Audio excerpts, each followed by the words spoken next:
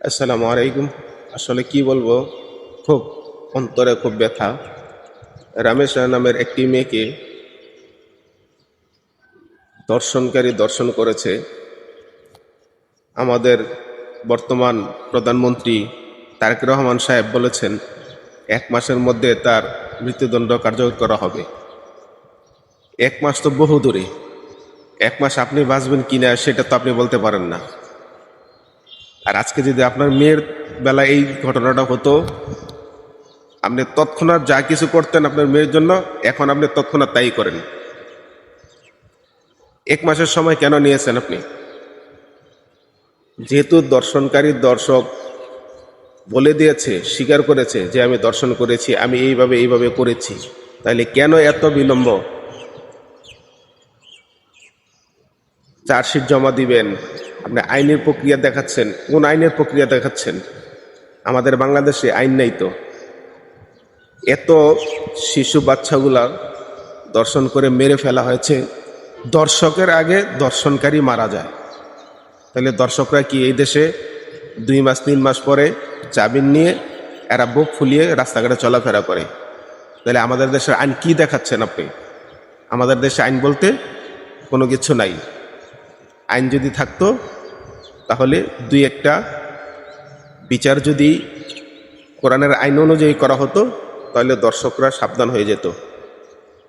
দর্শকের সাহস করে দিতে পারতো না যে একজন 7 বছরের, একজন 6 বছরের, একজন 10 বছরের শিশুকে দর্শন করার। আপনি দ্রুত, আপনি ঈদুল আজহার আগে আগে রাষ্ট্রকে, বাংলাদেশকে আপনি দেখিয়ে দেন বাইতুল মোকাররমের সামনে অথবা সংসদ ভবনের সামনে লক্ষ লক্ষ জনতার সামনে তাকে পাথর মেরে হত্যা করা হোক।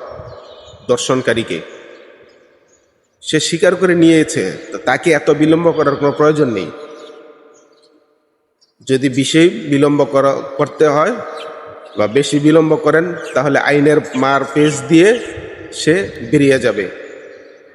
আমাদের এটা চামড়ার মুখ। আমরা এখন সকালে বলি এক কথা, বিকালে বলি আরেক কথা। ইয়েমেনের মধ্যে দেখলাম সে দর্শন করেছে, লক্ষ লক্ষ জনতার সামনে তাকে গুলি করে ক্রস ফায়ার দিয়ে হত্যা করা হয়েছে। আপনার কাছে বিনীত অনুরোধ, আপনি সেই কাজটাই করেন। একজন মা জানে তার সন্তান 10 মাস 10 দিন গর্ভে রেখে ভূমিষ্ঠ হলে কত যে কষ্ট, এটা একজন মাই জানে যে কত কষ্ট একজন সন্তান পেটে রাখা। পুরুষটা এটা কখনো বুঝবে না। তাই আসুন, আপনি আপনার সুদয় বুদ্ধি উদ্যোগ হোক। আপনি রামেশার বাবার কাছে গিয়েছেন, আপনাকে সাধুবাদ জানাই, স্বাগতম জানাই সেটার জন্য। আপনি ঈদুল আজহার আগে এই হত্যাকারীর, দর্শনকারীর বিচার এই বাংলার জমিনে আপনি দেখায় দেন।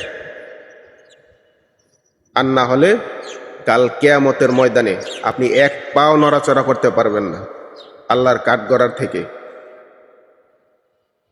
আপনার দায় মুক্ত আপনি হয়ে যান। আপনার রাষ্ট্রের প্রধান,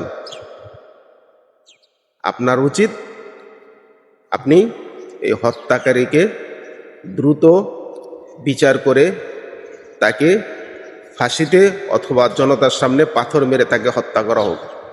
আর না হলে আল্লাহর কোরআনের আয়াত অস্বীকার করা হবে। কত সুন্দর একটা ফুটফুটে চেহারা,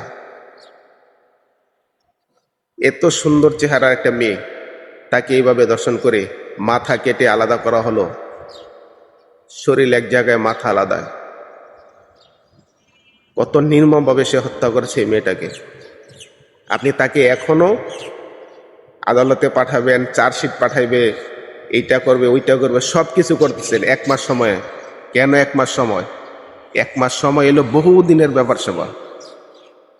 আপনি ঘর থেকে আপনি ডাইন দিকে সালাম ফিরেছেন নামাজে, আপনি বাম দিকে ফিরাইতে পারবেন কি না এটাই তো আপনার গ্যারান্টি নাই। আপনি কিভাবে আপনি 1 মাসের সময় নেন? আপনি দ্রুত এই ফাঁসি কার্যকর করা হোক। আমাদের সবার দাবি, জনগণের দাবি, সবার দাবি। আল্লাহ যেন আপনাকে সুদয় বুদ্ধি উদয় করে।